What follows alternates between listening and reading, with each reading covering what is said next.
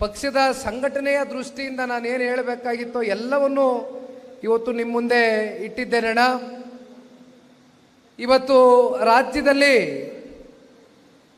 ಕಾಂಗ್ರೆಸ್ನ ಪಕ್ಷ ಆಡಳಿತಕ್ಕೆ ಬಂದು ಕಳೆದ ಎರಡು ಕಾಲು ವರ್ಷ ಆಗಿದೆ.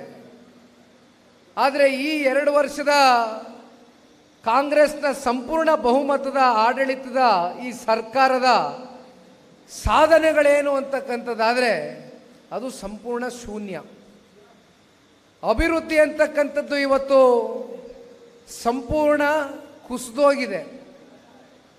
ಕಾಂಗ್ರೆಸ್ನ ಸ್ವಪಕ್ಷೀಯರೇ, ಅವರ ಪಕ್ಷದ ಶಾಸಕರುಗಳು ಅಸಹಾಯಕತೆಯನ್ನು ಹೊರಗಾಕ್ತಕ್ಕಂಥದ್ದನ್ನು ಸಾರ್ವಜನಿಕ ವಲಯದಲ್ಲಿ 6 ಬಾರಿ 7 ಬಾರಿ ಶಾಸಕರಾಗಿರ್ತಕ್ಕಂಥವರು ಯಾವ್ಯಾವ ರೀತಿ ಕಳೆದ 2-3 ತಿಂಗಳುಗಳಲ್ಲಿ ಮಾಧ್ಯಮದ ಮುಂದೆ ಮಾತನಾಡಿದ್ದಾರೆ ಅಂತಕ್ಕಂಥದ್ದನ್ನ ನಾವೆಲ್ಲರೂ ನೋಡಿದ್ದೇವೆ.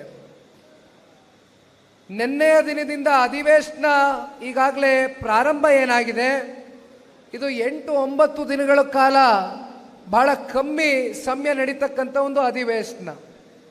ಈ ಅಧಿವೇಶನದಲ್ಲಿ ಜನತಾದಳ ಪಕ್ಷದ ಶಾಸಕ ಮಿತ್ರರು ಯಾವ ವಿಚಾರಕ್ಕೆ ಸಂಬಂಧಪಟ್ಟಂತೆ ವಿಧಾನಮಂಡಲದಲ್ಲಿ ಸರ್ಕಾರಕ್ಕೆ ಪ್ರಶ್ನೆಯನ್ನು ಮಾಡಬೇಕು ಅಂತಕ್ಕಂಥದ್ರ ಬಗ್ಗೆ ಕಳೆದ 2 ದಿನಗಳಿಂದ ಸುದೀರ್ಘವಾಗಿ ಎಲ್ಲವನ್ನ ಕೂಡ ಸನ್ಮಾನ್ಯ ಕುಮಾರಣ್ಣ ಅವರ ಸಲಹೆ ಸೂಚನೆಗಳ ಮೇರೆಗೆ ಚರ್ಚೆಯನ್ನು ನಡೆಸಿದ್ದೇವೆ. ನಿಮ್ಮೆಲ್ರಿಗೂ ಗೊತ್ತಿದ್ದೆ, ಒಂದು ವಿಚಾರ, ಇವತ್ತು ರೈತರಿಗೆ ಆಗ್ತಾ ಇರತಕ್ಕಂಥ ಅನ್ಯಾಯ ಪ್ರತಿ ಹಂತದಲ್ಲೂ ಕೂಡ. ಈ ವರ್ಷ ನಮಗೆ ಒಳ್ಳೆಯ ಮಳೆ ಬೆಳೆ ಆಗಿದೆ ಸತ್ಯ, ಆದರೆ ಸರ್ಕಾರದ ಕಡೆಯಿಂದ ರಸಗೊಬ್ಬರ ಇವತ್ತು ರೈತರಿಗೆ ಇಡೀ ರಾಜ್ಯಾದ್ಯಂತ ಇವತ್ತು ರಸಗೊಬ್ಬರ ಏನು ದೊರಕಬೇಕಾಗಿತ್ತು, ಆದರೆ ಅದನ್ನ ಇವತ್ತು ಸರ್ಕಾರ ರೈತರಿಗೆ ಮುಟ್ಟಿಸ್ತಕ್ಕಂಥದ್ರಲ್ಲಿ ಸಂಪೂರ್ಣವಾಗಿ ವಿಫಲ ಆಗಿರ್ತಕ್ಕಂಥದ್ದು. ರಾಜ್ಯದ ಕೃಷಿ ಮಂತ್ರಿಗಳು ಕೇಂದ್ರದ ಕೃಷಿ ಮಂತ್ರಿಗಳ ಮೇಲೆ, ಕೇಂದ್ರ ಸರ್ಕಾರದ ಮೇಲೆ ಒಂದು ಆಪಾದನೆಯನ್ನು ಹೊರಿಸಿದ್ರು.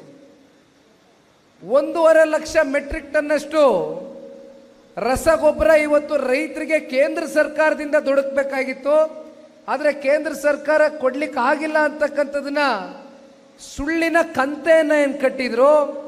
ನಿನ್ನೆಯ ದಿನ ಅದರ ಸಂಪೂರ್ಣ ಮಾಹಿತಿಯನ್ನು ತರಿಸ್ಕೊಂಡಿದ್ದೇನೆ, ನಾನು ಕೂಡ ಓದಿದ್ದೇನೆ. ಅದನ್ನು ಮಾಧ್ಯಮದಲ್ಲಿ ಇನ್ನು 1-2 ದಿನಗಳಲ್ಲಿ ಎಲ್ಲವೂ ಕೂಡ ವಿಸ್ತಾರವಾಗಿ ಮಾತನಾಡಬೇಕು ಅಂತಕ್ಕಂಥದ್ದನ್ನ, ಯಾಕೆಂದರೆ ರಾಜ್ಯದ ಜನತೆಗೂ ಕೂಡ ತಿಳಿಬೇಕಾಗ್ತದೆ.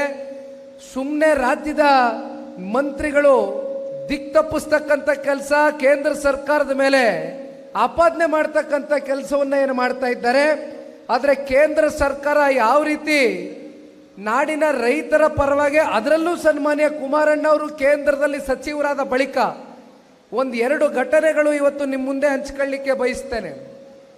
ಸನ್ಮಾನ್ಯ ಕುಮಾರಣ್ಣ ಅವರು ಇವತ್ತೇನು ಕೇಂದ್ರದಲ್ಲಿ ಕೃಷಿ ಸಚಿವರಲ್ಲ, ಅವ್ರಿಗೆ ಇರ್ತಕ್ಕಂಥ 2 ಇಲಾಖೆ, ಒಂದು ಬೃಹತ್ ಕೈಗಾರಿಕೆ ಮತ್ತೆ ಒಂದು ಉಕ್ಕಿನ ಸಚಿವರ ಕೆಲಸ ಮಾಡ್ತಾ ಇದ್ದಾರೆ.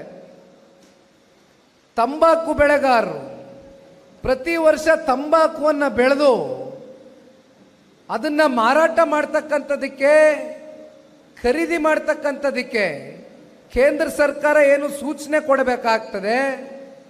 ಅನೇಕ ವರ್ಷ ಕೇಂದ್ರ ಸರ್ಕಾರ ಎಲ್ಲೋ ಒಂದು ಕಡೆ ತಂಬಾಕು ಬೆಳೆಗಾರರಿಗೆ, ಈ ವರ್ಷ ಸನ್ಮಾನ್ಯ ಕುಮಾರಣ್ಣ ಅವ್ರನ್ನ ಒಂದು ರೈತರ ನಿಯೋಗ ಬಂದು ಈ ರೀತಿ ನಮಗೆ ಸಮಸ್ಯೆ ಆಗಿದೆ, ತಂಬಾಕು ಬೆಳೆದಿದ್ದೇವೆ, ಇದೆಲ್ಲವನ್ನು ಕೂಡ ಖರೀದಿ ಮಾಡಿಸ್ಕೊಡಿ ಅಂತಕ್ಕಂಥ ಮನವಿಯನ್ನು ಇಟ್ಟಂಥ ಸಂದರ್ಭದಲ್ಲಿ ಸನ್ಮಾನ್ಯ ಕುಮಾರಣ್ಣ ಅವರು ಕಾಮರ್ಸ್ ಮಂತ್ರಿಗಳಾಗಿರ್ತಕ್ಕಂಥ ಪಿಯೂಷ್ ಗೋಯಲ್ ರವ್ರ ಜೊತೆಗೆ ಕೂರಿಸಿ ಒಂದು ಭೇಟಿಯನ್ನು ಮಾಡಿಸ್ತಾರೆ.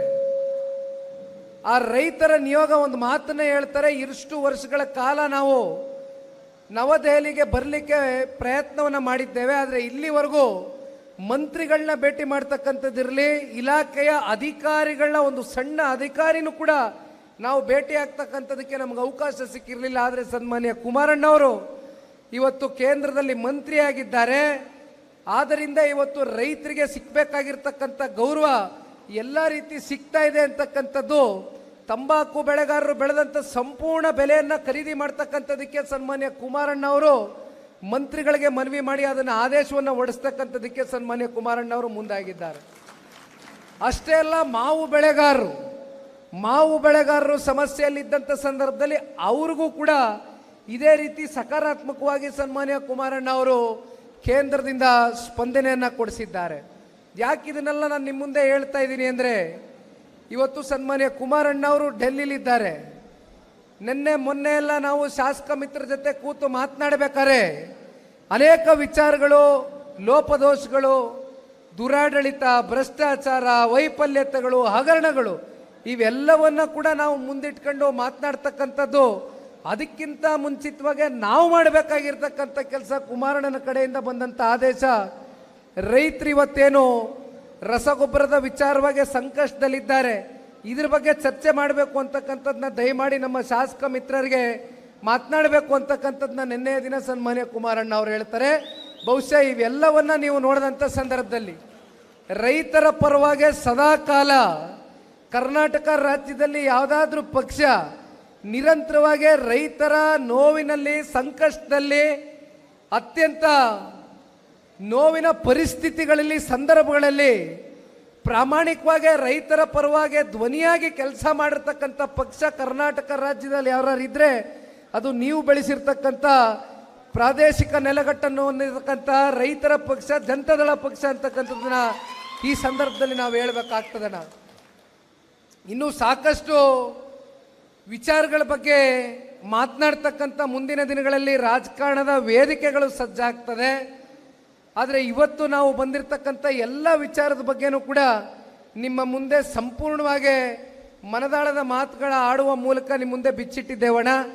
ದಯಮಾಡಿ ಇವತ್ತು ನೀವೆಲ್ಲರೂ ಎಷ್ಟು ಈ ಒಂದು ಪ್ರೀತಿ, ವಿಶ್ವಾಸ, ಛಲ, ಹಠದಿಂದ ಬಂದಿದ್ದವರು, ಇದೇ ಒಂದು ಛಲ, ಹಠ ನಿರಂತರವಾಗಿ ಪಕ್ಷ ಕಟ್ತಕ್ಕಂಥದಕ್ಕೆ ನೀವೆಲ್ಲರೂ ಕೂಡ ಮುಂದಾಗಬೇಕು ಅಂತಕ್ಕಂಥದ್ದನ್ನ ಈ ಸಂದರ್ಭದಲ್ಲಿ ಕೋರ್ಕೊಳ್ತಾ, ಸಮಯ ಈಗಾಗಲೇ 4:15 ಗಂಟೆ ಆಗೋಗಿದೆ.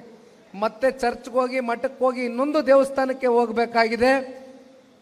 ಶಿವಶಂಕರಣ್ಣನಿಗೆ ಹೇಳಿದ್ದೆ, ನಾನು ವಿಶೇಷವಾಗಿ ಒಂದು ಇಡೀ ದಿನ ಹರಿಹರ ತಾಲೂಕಿಗೆ ಮೀಸಲಿಡ್ತೇನಣ್ಣ. ನೀವು ಯಾವ ಕಾರ್ಯಕ್ರಮ, ಏನೇ ದೇವಸ್ಥಾನ, ಮಠ ಯಾವುದೇ ಇದ್ರೂ ಕೂಡ ದಯಮಾಡಿ ನೀವು ಫಿಕ್ಸ್ ಮಾಡ್ಕೊಳ್ಬೋದು ಅಂತಕ್ಕಂಥದ್ದು ಹೇಳಿದ್ದೆ. ಅದೇ ರೀತಿ ಅವರು ಕೂಡ ಇನ್ನೂ 3 ಕಾರ್ಯಕ್ರಮಗಳನ್ನ ಇಟ್ಕೊಂಡಿದ್ದಾರಣ್ಣ.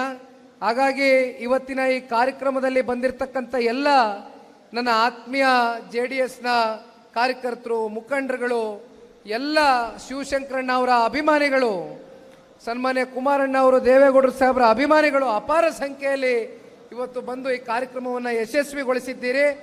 ನಿಮ್ಮ ಜೊತೆಯಲ್ಲಿ ಪಕ್ಷ ಸದಾಕಾಲ ಇರುತ್ತೆ, ನಿಮ್ಮನ್ನು ಗುರುತಿಸ್ತಕ್ಕಂಥ ಕೆಲಸವೂ ಕೂಡ ಮಾಡುತ್ತೆ ಅಂತಕ್ಕಂಥದನ್ನ ಈ ಸಂದರ್ಭದಲ್ಲಿ ಹೇಳ್ತಾ, ಮತ್ತೊಂದು ಕೊನೆಯದಾಗಿ ಒಂದು ವಿಚಾರವನ್ನು ಪ್ರಸ್ತಾವನೆ ಮಾಡ್ತೇನಣ್ಣ.